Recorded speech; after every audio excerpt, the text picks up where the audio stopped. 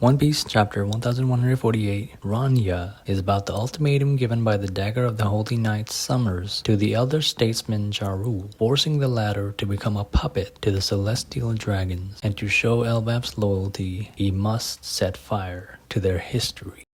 The chapter begins with Ranya, one of the 10 Elbaf kids, being abducted, walking on Gonko's directional arrow as she heads towards the edge of the branch. Ranya, despite inching closer to the edge, puts up a brave and positive face saying how it'll be alright and that it's no big deal. The other kids beg her to come back, and when she's right above the realm of the dead, we see her starting to sweat and get nervous. Summers makes it so everyone in Elbaf can hear Ranya, who he hopes will squeal and cry out to be saved. Summers wants to use the kids to extort Jarul into lighting the school and library on fire.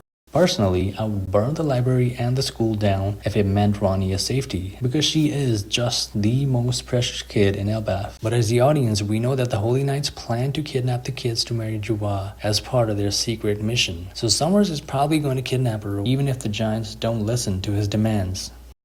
I do wonder though, how did Ranya get selected out of all the kids there? What's so special about her? To Summers, she is the one with the most positive outlook on the situation, so maybe Summers picked her up because of his twisted idea of love and tragedy, wanting to use the love that everyone feels for Ranya against them. In the town, the Giants weigh on this ultimatum and bicker whether thousands of years of history is worth their children's lives. While the crowd murmurs, Robin is seen telling Chopper to stay put until they can figure out what exactly the Holy Knight's powers are. She intends for Chopper to stay hidden, but she herself cannot hold back the emotions running through her. It looks like she intends to fight, but what will she do against someone that's above commander level?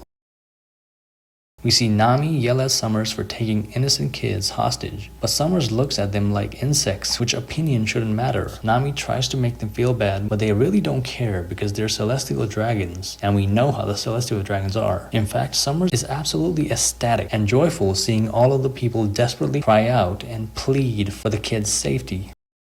In the next page, we see Frankly, Ripley, Dory, and Bragi ready to join the fight against the Celestials. This chapter highlights a common theme in One Piece of valuing your future over the past. The children of Elbaf are the future, so like we have seen in the past with other characters, they should be prioritized first before the old and bygone members of the past. Thus, the Giants plan to have half of them save the kids, while the other half fights the monsters. The giant pirates head for Branch A, while Summers makes it clear to Ange that all of the books in the school and the library must be burned. Summers intends to burn the culture and history of Elbaf till there's nothing left but the versions of them that best fit the celestial dragons.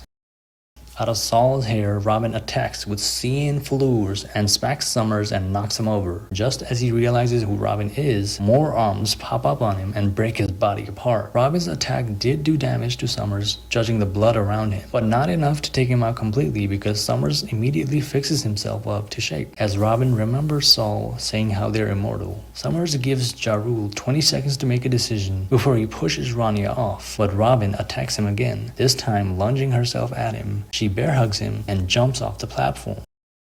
Robin knows that she can't beat him head on, so she tries to get him away from the kids, hoping that thorns are removed too. And I know a lot of fans were upset at Robin's actions in the last few chapters and how she wasn't standing up to fight Summers, but she came through in the end here. Robin knows how terrible it is when someone tries to erase and burn your history to the ground. She listens to her inner rage and refuses to let anything like the O'Hara incident ever occur again. I mentioned in the last video how we as fans should be over the moon to see the non-monster trio Straw Hats get their shine and moment in glory because of how few and far between they seem to happen. I love it when these Straw Hat characters act with intention and competence.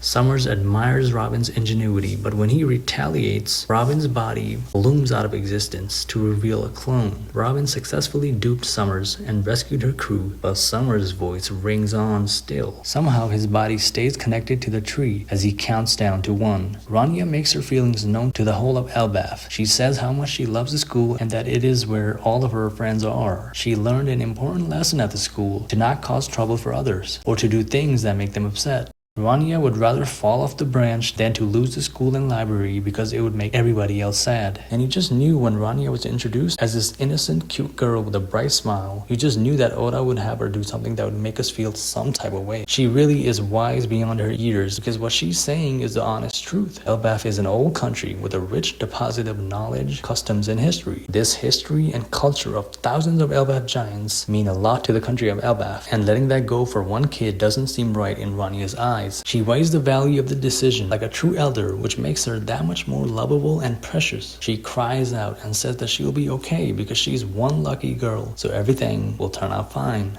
Right as Summers counts down to 1, Ja Rule, with tears streaming down his face, commands Anj to burn down the library. Summers also captures Robin in thorns, but as soon as he does this, his arm is cut off. We see Summers react, saying how his arm isn't regenerating. "It's been a while," says Scabra Gaban, and Summers yells out his name before getting struck again by Scabra's axe. I have spoken before about Scabra's role in Elbaf and how he was going to be involved in saving the kids one way or another ever since the Holy Knight's plan was revealed. And finally he's here. It seems that he knows how to circumvent the Holy Knight's most broken ability, their instant regenerative capabilities. Scopper also knows of Summers and has probably faced him before.